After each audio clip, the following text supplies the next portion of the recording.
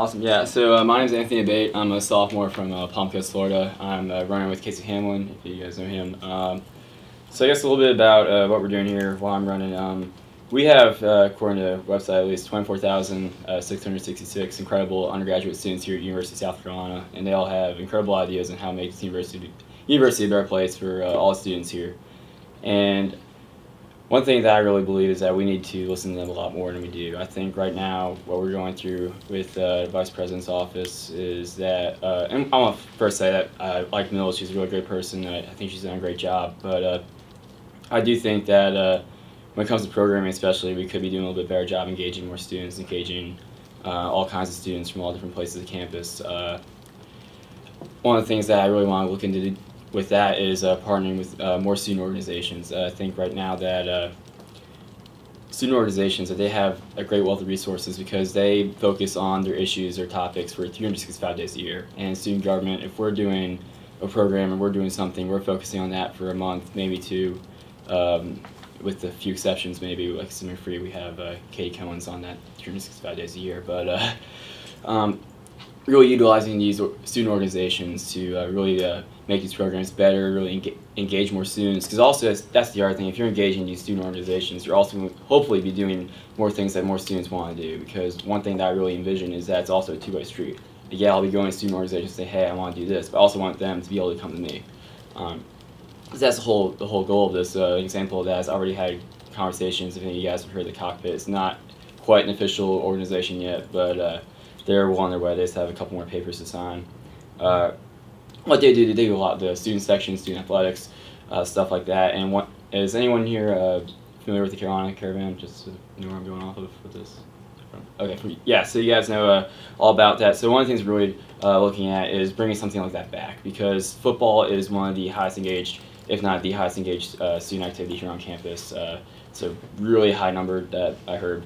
And one way we're looking at doing that, though, is since we're partnering with the student organization, one, we'll be giving these leaders of student organizations an opportunity to not only lead a program, but also serve their Gamecock community through that, but also using their resources. So in this case, it would be student-led instead of the faculty-led version that was the Carolina Caravan a few years ago. Since this would be student-led, for instance, the reason the Carolina Caravan failed was because, from my understanding at least, I wasn't here when this happened, I'm only a sophomore, but the reason that I understand that failed is because since it was faculty-led, there was a strict itinerary, students couldn't really deviate off that too much. They couldn't go tailgate, couldn't go hang out with their friends. It was basically get there, go to the game, get back.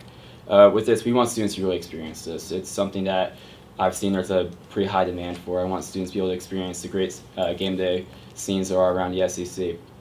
And looking at this, talking to them, there's a great willingness to do this. According to them, there's willingness in the athletic department to do this. And we think this is one of the best ways to engage as many students as humanly possible with one program. But and I guess one thing to close it out that I mentioned last night also is making sure the programs that we have right now don't get left behind, such as Stigma Free, Carolina Beautiful, Carolina Closet. We want to make sure they keep progressing because they've had a great year this year. For that, Stigma Free was an award-winning program, so we want to make sure they keep going the way they need to. Could you go into like a little more detail about the Carolina Caravan? Yeah, so basically, any of y'all know Dively, so I'm kind of throwing some names out here. So he's in charge about a student group.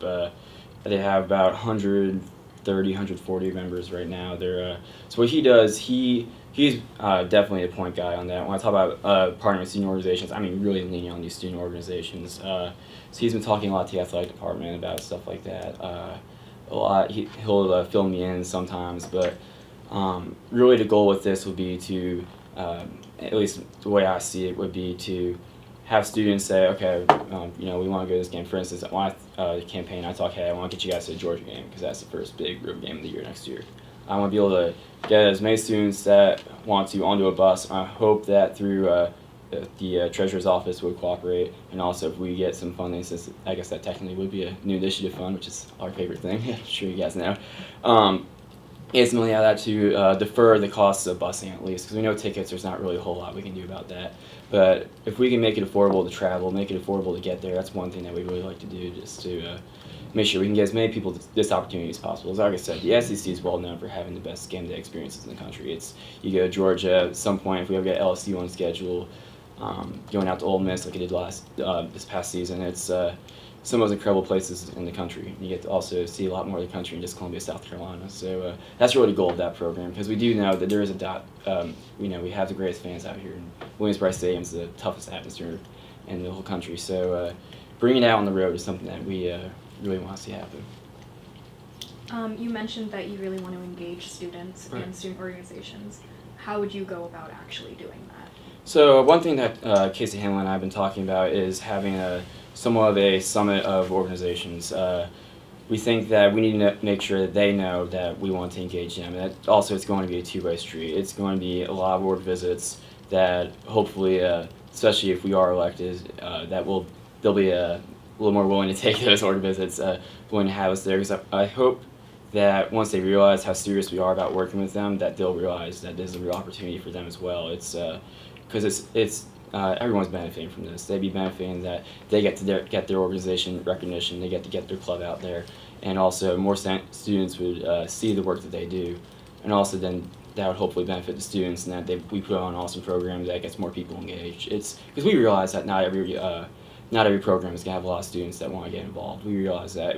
The way we look at it is if there's one or two programs that really get students involved, or one or two programs that any individual student wants to get involved in, we're calling that a win as right now, because right now the turnout's not where it needs to be for a university of almost 25,000 students. Going off of that, how do you plan on partnering with student media? With student media, well, that'd be honestly, hopefully, a lot of willingness on your all's part to help us out there, because we're all on the same team here in student government, all the student organizations here. We're all here for the same goal, which is to make sure that everybody has the best University of South Carolina experience that they can, the best, make sure that they improving their experience if we can, and we'd hope that if we went to you guys saying, hey, we're doing this, we're promoting this, and we'd hope to also be interested if there was a lot of student interest in it, that you'd also be interested in covering something like that. We're hoping that kind of snowballs a little bit, that people would see that and hopefully work together, be a partnership. Making more like student organizations known, how are you going to use, or what platforms will you use to make them known? Making them know. So this would be, if they're doing a program, like it's going to be well known that it's a partnership. Like if we're advertising that we're going to do, for example, going back to the football one, it's going to make sure it's known we're doing this with the cockpit. Also, obviously a lot of the cockpit members would hopefully be involved because they're helping us run it. But hopefully that's the way we really want to be visible. We want to be visible through action, but also, how student government puts out graphics, puts out the information, how we advertise. It will be advertised that we're doing it with this organization. So I'm hearing a lot about football. Yeah. And there are a lot of organizations Absolutely. on campus. How big do you expect this to grow within 1 year? Honestly, in 1 year, that's really just depends on the willingness of student organizations. The reason I'm using football so much is that that's an organization that I'm very familiar with. It's one that I know the leader very well, so it's one that I'm able to talk to pretty easily. As far as how to get other organizations involved, I'm hoping that when we have a summit of organizations, and if the football program does go off well, they'll see, one, that we're serious about it, and two, that there's a benefit to them. And I'm hoping that it's something where they see that it's something that'll be good on the organization's part to participate in, that they'll want to do it too. I hope it's something that'll get them excited to take part of. I'm not going to tell them, hey, you need to do this, because that's not the kind of business I'm in. I'm not telling you, you got to do this. I want you to be able to come to me. That's the way I really see this. I want you to be able to see it as a real opportunity for you to grow. It's a real opportunity for you to get out there and be seen. It's also a real opportunity for you to serve your fellow students. It's really not, what I see, it's really an opportunity for them. You mentioned having the students and the organizations be able to feel like they can come to you. How would you kind of foster that sense of transparency and willingness to learn from them? Right, absolutely. I mean, one thing that I'm always going to be a fan of, an open door policy. I think that's pretty much a given. But also, hopefully going to these organization meetings, hopefully they'll let me in and just say, hey, what's up? This is something I really want to do. Just telling them individually, telling their members. Also, I'm really hoping that if we do have this summit of organizations, that they'll be able to come to us and that they'll hear us, what we have to say. Hopefully, we'll be able to pull a couple leaders aside, really make it well known that this is something we really want to do. How to really be transparent is that talking to them. It's really just communication. Having good communication with them is really just key to that, because if you don't have good communication, you really don't have anything there.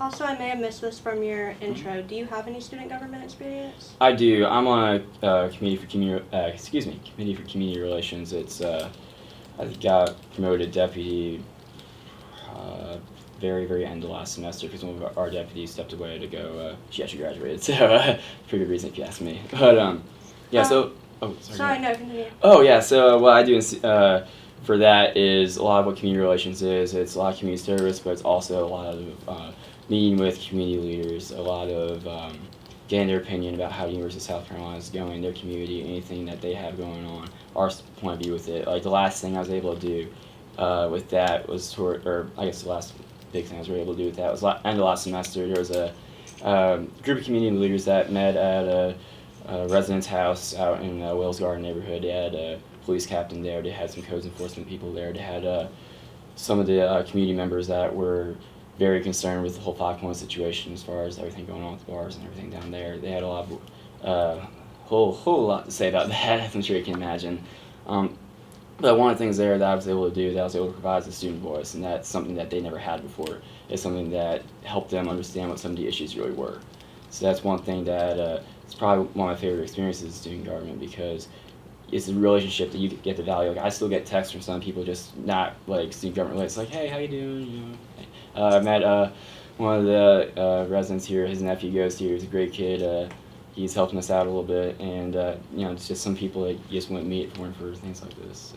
Yeah, so what do you think your role of vice president will be, and how do you think experiences like you just described are preparing you specifically for that role? Right, so my role as vice president, it's a lot to do with programming that we've seen. Communications is a big part of it. That's something that I realize I don't have a lot of experience in, but that's another thing is that you're only as good as people around you. That's why you have a staff.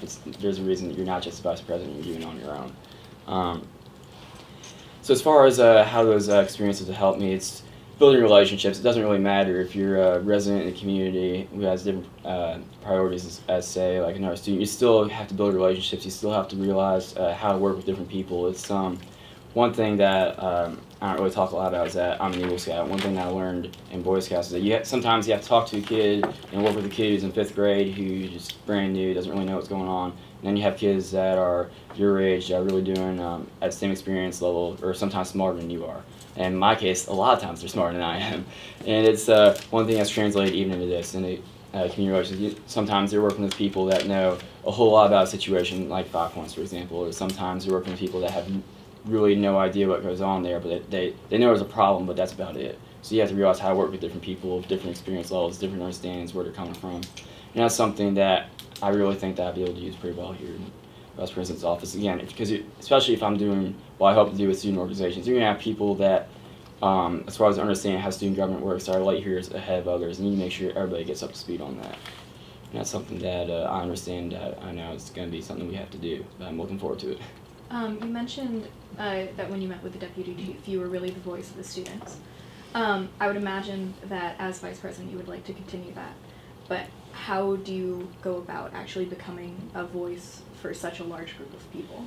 Well, I think one thing that is really important is that, like I said, we have over almost 25,000 students here. You have to realize there's not one voice for all students here. I mean, obviously there are issues that we all pretty much will agree on. Obviously, students' overall enjoyment of their experience, satisfaction with their experience, stuff like that will obviously be important, but you also have to realize that there's not really one voice for all students. Everybody has different backgrounds, different experiences, different point of views on things, and I think that's important. I don't think there should be just one voice for students. I think there should be multiple voices, because that's how we get better too, is talking to each other and having an understanding of where everybody's coming from. You don't really grow as a group if there's just one person talking for everybody all the time. I think that's really honestly impossible to have a good opinion for 25,000 people. I think it's anyone that would be able to speak for 25,000 people. I'd really like to meet them. How they do that. Going off of that, if you do want to talk to more people and get more people in it, I would imagine they would have to come to student government. But do you feel like there's a stigma around student government and about the interaction it has with students? Oh, absolutely. I mean, there are a lot of people here. I said last night that at the debate last night, we had 10 people at that whole debate who were undecided voters. And I think that a lot of people, when I go out and talk to people, they just say, yeah, I mean, student government's a bunch of kids who dress up in suits, play politician, and do this. So I mean, that's something that we really do have to battle here at the University of South Carolina. It's unfortunate, but it's something that we really do need to tackle. It's, as far as how to do that, it's really, I think, honestly, if you're a student body president, student body vice president, I've seen I've seen Taylor's schedule. It scares me, to be honest with you. Taylor's schedule. It's I don't know how he goes to class and gets everything done in a day. It's unbelievable. But I mean, it's something that you'll have to let people see your face out at things they do. You'll have to be at basketball games. You'll have to be at a play. You'll have to be out maybe in a club or something like that, which I realize your schedule's incredibly tough. But and I'm not saying you have to go to every single one, but I do think it's important to be seen in other places other than student government. I think that'll go a really long way in kind of bridging that gap, kind of defeating that stigma, because I do think there is one. I think that there's a reason that, I'm not 100% sure this is the case, but I know that there was talk during filing that we would have a shortage of Senate candidates. I think there's a reason for that. I don't think it should be that tough to fill 50 Senate seats unless there's a real problem. I think there is. And I hope that we do see student government out more. I hope we do. I hope people realize that. I hope we also have student government members that realize we're just like every other student. I think that's the most important part of that. On an unrelated note, how do you feel about the transparency of campaign finances? Campaign finances. This is a really fun one. Honestly, as far as transparency, this is something that I talked to Casey a lot because he's in Senate. The problem, they're really hoping to tackle, some of the senators are hoping to tackle that this year. It didn't happen because it is incredibly complex. I think that people do spend a lot of money on campaigns. I do think it's ridiculous. I've funded our campaign completely out of my own pocket. It's not something that, it's not, I mean, trust me, I've no real idea what our people are spending. I've heard rumors, I've heard astronomical numbers for rumors, and I don't think there's really a need for that. I know other schools that have limits, they don't have a problem, but I think, excuse me, I'm sorry about that. I think the reason that they have a little bit of an easier time with that is that they do have stricter codes when it comes to tickets and stuff like that. I know that tickets are kind of a new thing here still. It's only been 2-3 years. But like for example, the way that Auburn did it, I believe it was Auburn. Don't quote me on it, but I think it's Auburn. That they have it that the president and vice president, they do have to run together, but they don't run with the treasurer. They don't run with anything else they have. It's something that and that makes it easier to regulate the finances, because when you start regulating finances, you have a question of, okay, we have a ticket of 4 people. One person bought the banner. Says, what do you charge the other 4 people? It is incredibly difficult the way we do it, because we don't really know how to reconcile people that have tickets, people that don't have tickets, people that, okay, well, my dad had a table. Does that mean that there's a charge for a table versus a kid that actually had to go buy a table last week? It's an incredibly complicated issue that I hope we do tackle, because it's ridiculous. There's no reason to be spending anything exorbitant. There's no reason to be spending. I mean, I know Auburn is about $1,500 to $2,000. There's no reason to be going over that for a student government campaign. It's not something, I mean, don't get me wrong, like student government and student voice is incredibly important, but you should be able to win an election with less than or equal to $2,000. It's not something that... Do you think it's important for each of the candidates to disclose how much they're spending? I do think that it would be beneficial for sure. I think the only thing when it comes to that, again, is like, what do you do about the people that had certain things beforehand? What do you do about people whose parents helped them out with some money for it? Which, again, I have nothing against parents helping them out with their campaigns. I think that's awesome if they're able to do that. I chose to fund my own campaign. That's just the way I wanted to do it. But as far as disclosing, I think it's definitely something we need to look at seriously in the future. It's really, I don't think it's more of an if, I think it's more of a how when it gets more complicated about that. In the topic of transparency, how do you plan on being more transparent just overall as the vice president? I'll be honest with you, I mean, as far as being transparent, I mean, if you're going to ask me something, I'm going to give you a straight answer. It's really, I mean, I don't want to be a smart ass about it, but it's not, I really don't think it's that hard to be transparent. If someone wants information, you give it to them. If you want to publish where you're spending your money, you do it. It's not something that I don't think is overly complicated. I don't want to act ignorant and saying it's not, but at the same time, I do think that if you put the effort there, it's completely possible. It's, again, it's student government. We're funded by the student body. There's no reason to be hiding anything. It's not that deep. we should be telling people where we're spending your money. Like for example, like the whole fall awards thing. Like people are concerned about that. We're spending their money on stuff like that. We should be upfront about that because it is their money. What made you want to step into this role? Honestly, I think it's just a matter of that we have a lot of incredible students, and they all, for some reason, they didn't have the time, the resources, or will to run, and that's all well and good, but for whatever reason, I do. I know that I have the time, I know that I have the resources too, and I think that if I can do that, I should do it. I think that's an opportunity that I've been blessed with. I think it's something that, in case it came to me about it, I really couldn't find a reason to say no. It wasn't more of a, I want to go do that. It was more of a, I really don't know a reason not to. And it's, run for student body vice president. And it's been a great time. I'm thankful for the experience, and yeah, it's again really a reason couldn't find why not.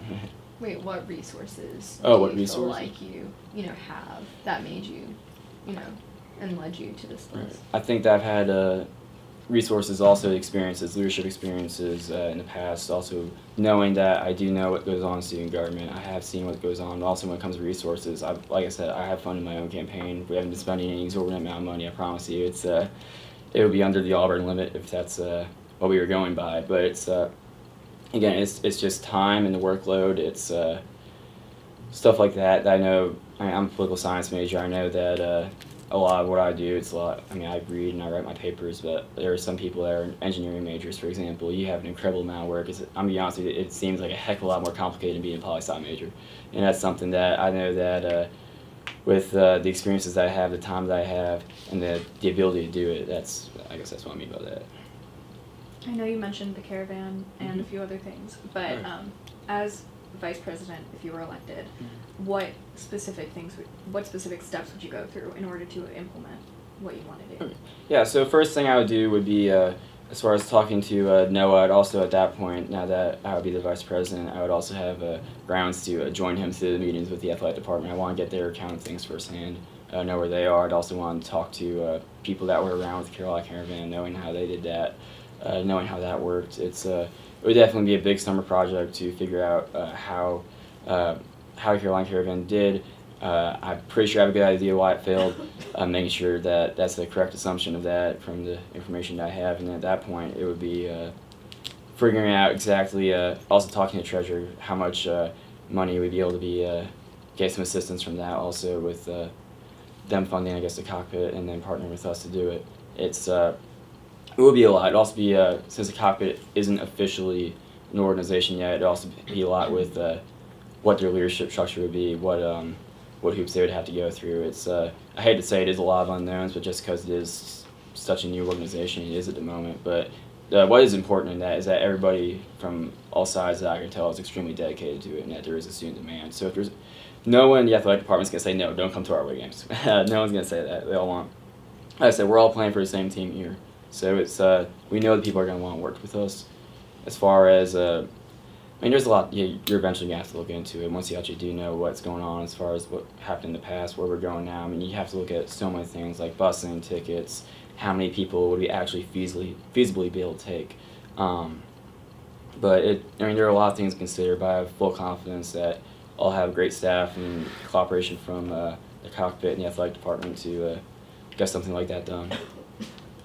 So you've mentioned a lot about engaging students through organizations.